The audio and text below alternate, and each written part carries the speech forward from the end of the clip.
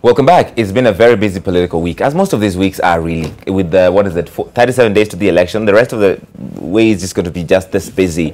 And I want to talk about some of the stories we've been covering on tonight's broadcast, starting with that one on campaign financing and who's getting money from whom. I'm now joined by the political commentator, Dr. Richard Bosire, and also Gabriel Muthuma. Thank you, gentlemen, both for coming in. Thanks, Larry. Let's start with the NASA and Jubilee are accusing each other of who's taking money from whom to finance the campaigns. Dr. Bosire, how are you reading all of this and what is not being said beyond the surface? Thank you, Larry. What we know in this country is that the bill that was supposed to control campaign financing has been kind of set aside, and each of these coalitions, so to speak, are actually receiving money that's uncontrolled, whether from private individuals, whether from interest groups or whatever, from whatever source. And the accusation, I think, is not fair, because each side is receiving money that cannot be accounted for. They cannot be held to account for the monies they are receiving at the moment for their campaigns. You can see the lavishness that you know, these people are engaged in holding meetings, transporting supporters, and doing all these, dressing people, you know, doing their posters and flags and all these things. So there's a lot of money involved. So you don't think either of them should be accusing the other of taking money from sources that are questionable? I would think that within our situation, you know, someone can raise an accusation, but on the other hand, you are not explaining the source of your own funding. So perhaps they need to disclose to the public. Gabriel, do you agree? Thank you, Larry, first of all, for having us. I think to a larger extent, I think we should know where the money is coming from. Number one, we've been told and we've had stories of, you know, people who are corrupt or other things. But put corruption aside, there's another element of bringing in money. It's very easy for actually people who, you know, money launderers. I mean, it's very easy. If there's no nice control or a good control, you know, which suffices in this particular election, I think it's very easy for you to have other what I would call monetary vices cropping in. I mean, it's good. The law that was there, I think, you know, actually would have gone to would have done better to an extent of just ensuring that controlled how much money is used and from where. Yeah, it would have. And by the way, it is not bad to raise funds. Yeah, I mean, it's an acceptable practice across the world, you know, in the political realm. But you need to know,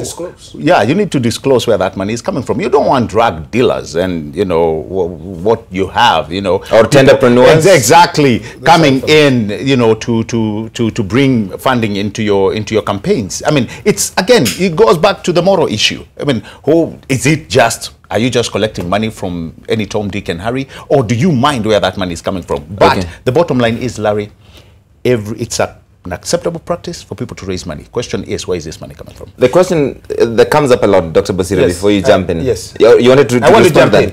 You know, the really basis for control of campaign money is that in Western democracy, in liberal democracies, to control money was actually to safeguard democracy, in the sense that ultimately, who makes policy? Where does the influence on policy making comes from? It comes from the campaign contributors. The government will make decisions that will favor certain interested groups within a society, like in the United States. But even that does not always work, right? In the US, you hear the Koch brothers always determining who they support. That's why I want to make this point. I want to make this point clear, that because of that reason, then it means the power of the people to influence their own government is watered down by campaign financing. It is a serious matter. That is why in the Western democracies, they have laws to control campaign financing. Whether it's from private people, then there should be disclosure to be known who has contributed. Okay. And just anonymous contributions, they must be capped. How much can be anonymous contribution? Right. To just contribute the example that he's giving about the United States. You remember Secretary DeVos' education. She had a very, you know, hard time explaining to Senate, you know, and Congress why how her family was able to raise $200 million to give it to the Donald Trump campaign. Yes. And, you know, like I'm telling you, it's not bad. Yes, you have to explain, even though she comes from a very wealthy family. But on our case, there's somebody who said, we went, you also, you followed. I mean, we had media, we had people who actually came in and saw that we raised money at Safari Park. This is Jubilee talking. And I think NASA had their fundraising, as well. Yes. And even though we know we are not you know, told who came in, how much money they were able to raise. There's that element of, you know what, there's that element of slight scrutiny, even though silent. They're saying, you know what, this is probably what we may have raised, but where did you get your money from? That's why somebody is coming and saying, there's one guy out there who is actually, you know, he's a chief financier of this campaign, and we know what he does. And the deputy president says that NASA is receiving Anglo leasing money, exactly. So they shouldn't be talking about corruption. Exactly. Even though NASA are right in this regard, they are saying, well, if this guy is as corrupt as you say, you know what, you're in government. Well, is he not behind jails? So at least they have a point. The other point of this, Gabriel, is a very common accusation now, which NASA has maintained, and Ledamo Lekina just texting me right now. He's running for Senate, I believe, in Narok, yes. That Jubilee is using public funds to pay for their adverts. And you should ask any current sitting government to reduce receipts for adverts paid from their own salaries or income. So the fact that Jubilee is in government, they're using state resources to do campaign financing, which is illegal. Now, there's one thing that people forget, and this is quite common. People really forget. The president, number one, does not stop becoming president just because he's campaigning. We don't have a vacuum. So there are the trappings of office, which must follow with him. Does that include using state resources to campaign? When you talk about state resources, even his car that he's using is a state resource. But he is the president at the end of the day. His term has not come to an end. They must get that right. When it comes to other people, like, you know, CSs, when people are saying they are campaigning, constitutionally, they are allowed. It's in the Constitution. They are allowed to campaign. This is somebody who you employed. They are supposed to talk about that which it is actually. You need to dig it up. Cabinet secretaries are not allowed to campaign, sir. No. There is an element of breakthrough that they have, meaning they can go. You are probably misunderstanding campaign and explaining to people what they've done. Let me say something. The situation could be you are not. It's a thin line. It's a thin line between explaining to people what they have done and campaigning. It's a very thin line. It is clear. We don't come from another country. We live in this our country. We visit our rural areas. We are in Nairobi. We visit all over how these campaigns are going on.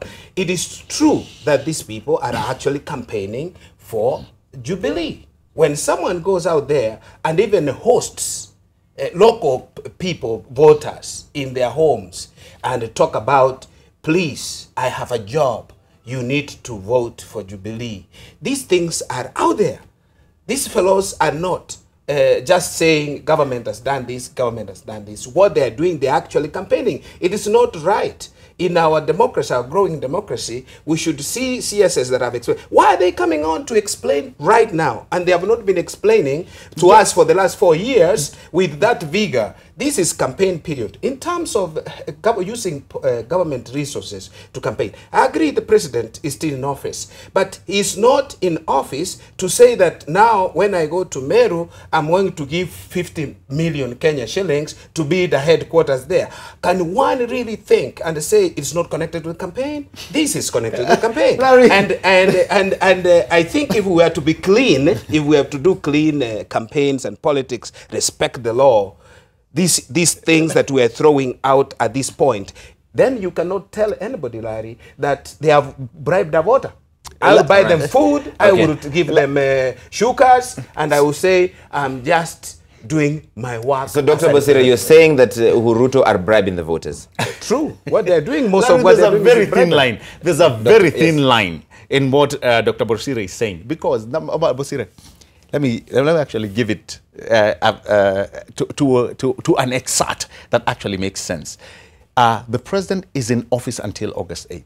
Which means he has not completed his work and tasks that the Wananchi gave to him. So he can go, no. But when he issues title deeds, you will say he's doing it because of political expediency. What is he doing now? What do you think yesterday? He's been doing it. 3 million. 3 million title deeds have been issued. It's not no, I'm just telling you. No. That is a fact, Larry. That is a fact. 3 million titles have been issued since 2013. Politics is about perceptions also. If you have to play it fair and, fairly, because politics is about fair. In fact, campaign financing, the main aim is to have a fair play and to have equality in terms of access to public resources. Okay, I get a sense that we will not agree on this subject. I want to take it back where we began about campaign financing. I want to play the soundbite from the Deputy President, William Ruto, talking about exactly and accusing NASA of where they're getting their money from. They have no moral authority to talk about corruption because their entire campaign, including the choppers they are using, including their secretariat, is paid for by money looted by corruption cartels. Your reaction, Gabriel? Well, like I told you earlier, I think he's directing, DP is actually directing that to somebody, to Yono, and I think you people, not you people, I think the Nation newspaper carried that excerpt. But Gabriel, I think what he's trying to say is, you do not have a moral authority. Because NASA have been accusing, and by the way, if we go the corruption way, nobody will win on this one. Because NASA has actually accused the government, Jubilee, in its right senses that, you know what, you people have been infested with corruption. But at the same time, what the DP is saying, you have no moral authority to tell us. While, I mean, number one, start with Raila himself, come to Musalia, come to Wetangula, come to Kalonzo. You all have cases which we can attach in matters corruption. And by the way, your campaigns are being funded. Your campaigns are being funded by one guy who actually had so much to do with Anglo leasing. I think that's what the big question we're asking here, and it would be fair to ask this question: who is funding Jubilee's campaigns? Nobody's saying it. You know, if we wanted now to talk about I'm holier than thou, then I would wish actually the deputy president should not actually be the one talking about this. The moral authority question is also on him, and the whole country knows about this. You know, there are things that I could not even mention on national TV, but he is aware that the corruption in government, even recently, we had the issues at the Ministry of Health. We have had, even at the Kenya Pipeline, all these things are in public realm. What has the government done? Right. Arrest these cartels. You are in government. You cannot just pretend to be telling people that we have to act morally when you yourself have a thousand questions regarding campaign financing. I'm not saying that it is good to use cartel money, but they suspended the law. You cannot accuse people when you have put aside a law that would have controlled this process while you are wallowing in the same process. The NASA candidate for Senate in Nairobi, Edwin Sifuna, said on Sidebar this Wednesday that William Ruto has no moral authority to talk about moral authority, speaking on this issue of campaign of corruption. But I want to play also the soundbite from former Vice President Kalonzo Musyoka on the NASA side accusing Jubilee. Nikiwa nyumbani kwangu wakaja wanaume watatu, mmoja William Ruto, mwingine Uhuru Kenyatta. Sasa aliyewaleta kwangu, mnataka msikie kweli? Because imeandikwa kwa kitabu wazi, mwenye kuwaleta kwangu was a businessman. I refer to him as a prominent Kenyan businessman. Jina lake Jimmy Wanjigi. Netoboe nisitoboe. Sasa Ruto jana Ruto anasema ati NASA sisi tunapatiwa pesa na makatel na waweka pale jina la Jimmy Wanjigi. I think I will not dwell much into that, but where I would like to know analytically, what I would like to know, Larry, is where was the break-off point? If who you say the prominent businessman Jimmy Wanjigi and Uhuru and Ruto at one point they were good friends, what made them part ways? Isn't that the question? Really like to know. I mean, for me, that's not the question. Why they parted ways? Politicians. You know, politics about interests. He's not a politician. He's a businessman. Hold on a second. Politics about interests. Business people, politics affects business, and therefore business people seek to influence. Did he ask for something that he could not have delivered? Perhaps he had asked something, and they were not ready to give it to him. No, I think he asked something else, the undeliverables. I have no clue the relationship between the two. And that's why I say it's a question that we need to pose. The thing is, Larry, this politician seems to be moving around. Once they failed, perhaps, to convince Kalonzo to run independently for the presidency or join Jubilee, I think Wanjigi is stuck with the NASA and becomes now the scapegoat. I don't know what. So I think what Kalonzo appears to be saying here is that Ruto was already associated with Jimmy Wanjigi, so he should not be attacking NASA for associating with him. And they've gone to his home together with the president. And I think that's the point he's making. And again, Larry, let me repeat it again. If they were friends, if they met DP, and I'm not saying they did not meet, we should query the breaking point. Okay. Because it's about deals. If this is somebody who said, I'm bringing this person in, then the break-off point, we need to query that. All right. And I don't think we'll find that answer. Let's finish off with this InfoTrack poll that came out yesterday. President Kenyatta has a 5-point lead on Raila Odinga. Yes. If the election were held today, he would beat Raila Odinga, but not enough to win the election. There would need to be a runoff. Do you think this is accurate? Opinion polls are opinion polls, and they have margins of error. If you, I don't know what the margin of error was. I think it was 2.2. 2.2. So you can minus from what Uhuru has got or plus to what Odinga has. So he's above the margin of error, even taking that the President Kenyatta is still ahead of. It's a slight difference. Yes. If you minus 2.2 from Yes. Kenyatta's and add 2.2 to Raila's, there's slight margin. Make that the basis of the argument that will be a dead hit. These elections are very close at the end of it. But there is what we are calling undecided, which has 88%. And the biggest number of undecided is in Western Kenya. 8%. And again, if it's in Western Kenya, Not Western Kenya, in fact, what used to be the old Western province. yeah, Western province. I mean, it's generally the same region. And if that's the case, the question would be, is Jubilee's message, is Uhuru's message actually converting those undecided into his side, or it keeps on alienating them, meaning that it keeps on sending them towards, What is your sense? towards NASA? I've seen these campaigns of late, even this entire of this week. I think they are dwelling on issues that Kenyans actually could not resonate with easily. Okay. Because we have issues, big issues. In fact, that opinion poll also has the issues that Kenyans are listing, Yes. that are the basis of the cost of living at the top, cost food of living, security. unemployment, Yes. all these right. issues have come up, and they're still lingering on, and they're not addressing them Okay. in their addresses. in the rally. Very quickly, Larry, because I think Dr. is pushing us to another end. Let me put it, he said we start from the scientific evidence, Yes. which is the 2.2. All right, Yes. the error of margin. Now, if at 2.2 error of margin, if the pollsters were here, they would have told you it's a plus or minus. Yes. So if you do a plus, let me start with a minus. If you do a minus from 48, you have 46 on Uhuru and actually probably 41 on Raila. Raila, If yes. you do a plus, Uhuru has already passed the 50+ mark. So really, that Jubilee gets, that without going. So you think this is accurate? Right. But, now we are going by the polls. We are going. mathematics. Hang on a minute. If you That's- subtract Uhuru, you add Raila, because he loses this and it goes to the other side. Come on. I've just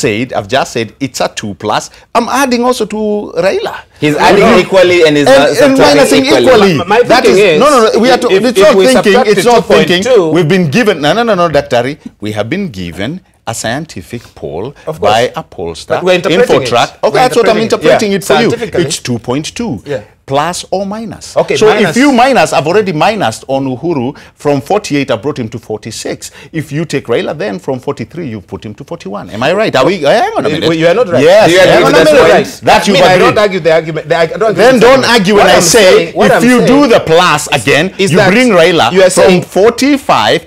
From 43, you bring him to 45. What we are saying, if he loses 2%, Larry, where does it go? You add it to the other.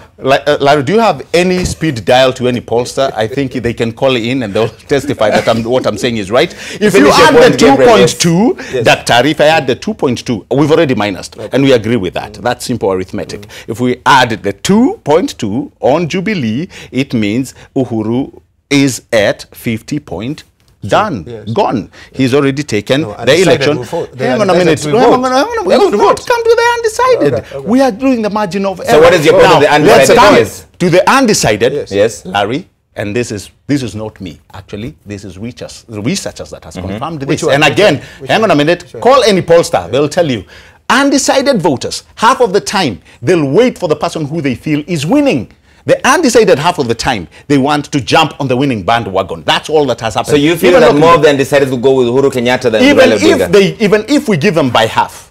Even by half, then it tips him over the 50+1. Yeah, if you give them half, where are 8, they? you've tipped. These same people half argue. to Raila. These No. people argue also Daktari, about, why are you hold on arguing a with a second. scientific This is poll? scientific. We We may are not saying agree to it, but the numbers that have been presented to us, Muthuma, we are just. the context must be clear. If you are saying this Larry, get me a this calculator, 80%, please. This 8% is these small figures. You don't need a calculator. 80%. You don't seem to understand exactly what I'm telling you. The 80%. Larry, can you have 8%. Victoria Hold on a give us a second. calculator? In fact, hang on. Victoria was just going to talk about the InfoTrack number. So let's go to Vicky first to look at these, and then we'll come back and finish. Kindly. Vicky.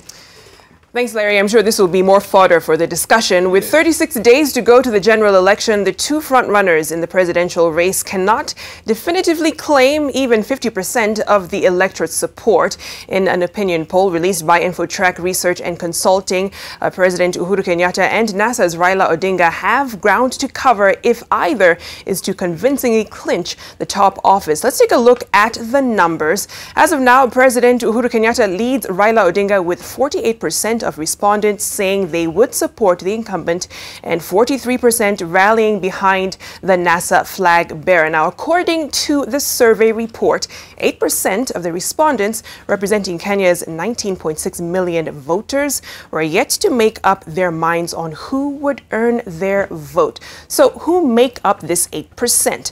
Western Kenya has the highest number of undecided voters at 18%, followed by the Rift Valley with 10%, and Coast Region at 9%. The Central Kenya and Eastern Kenya regions each had a cluster of 5% of undecided voters, with Nyanza registering the lowest numbers of undecideds at 3%. Now, of the 2,000 individuals interviewed in the survey, 47% said they closely connected with Jubilee, with 43% relating themselves to NASA. 5% of the respondents chose not to reveal the parties they backed, while 3% were undecided. Another 3% said they were not allied to any party or any coalition. Now, when we zoom into what that looks like by the region, look at the top 4 most popular areas for NASA. The coalition has the highest support in Nyanza at 83%. The coast follows with 58%. Coming in a close third is, with 54%, is Western Kenya, and then Nairobi right at the 50% mark. On the other side of the political divide, support for Jubilee was highest in Central Kenya at 88%, followed by Northeastern Kenya with 73%, then Eastern Kenya at 56%. Rift Valley rounding out the top 4 most popular regions for Jubilee with 54%. Larry, back to you.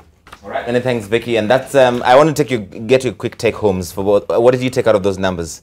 Because you seem to be looking at completely different numbers. I mean, the numbers are okay. Numbers can speak. It's the interpretation you disagree on. It's the interpretation actually that we differ. Because what I'm looking at is when we have a margin of error, once you subtract and you add, those are easy things. But the polls also used to be compared. One poll compared to the other, yes. Then we can see if actually what they're saying makes sense. But in this case, we're dwelling on one poll. Yes. The other polls say Jubilee is higher in Nairobi, 52 yes. to 48. Another says, Well, what we can all agree on is all the polls put Uhuru Kenyatta ahead. Right. Yeah, all polls put Uhuru Kenyatta ahead. What actually wins the election, as so to speak, is the undecided. And what I say that is very important is, do this the two presidential candidates, the front runners, are they actually speaking to the people so that they can get this independent to their side? All right. Well, again, very quickly. And by the way, Gabriel, Tom Wolf just texted me. He says you're both wrong. You must remove the 8% from the math, so you can't plus or minus. So the 8% who are undecided, you must remove them from the math, and then. And that's why I did not even include. That's why I'm not talking about the 8. I know exactly what I'm talking about. I have not included the 8. Your take home. Okay. Yeah. So very quickly, what I'm saying is, number one, I think both camps, that is NASA and Jubilee, they must actually ban the midnight oil to ensure that people come out to vote. And I think that is where I think the point of convergence must be. But again, very quickly, what I've noticed, I think we need another poll, and I think this is a high time poll. Also needs to give another point. We need to get the polls from probably Ipsos, and we also need one from Tifa. I think that would be a very good. But one thing we cannot run away from. I'm kind of, I don't know what to say. Raila all the time not passing 43%. I think you guys need to do a better job.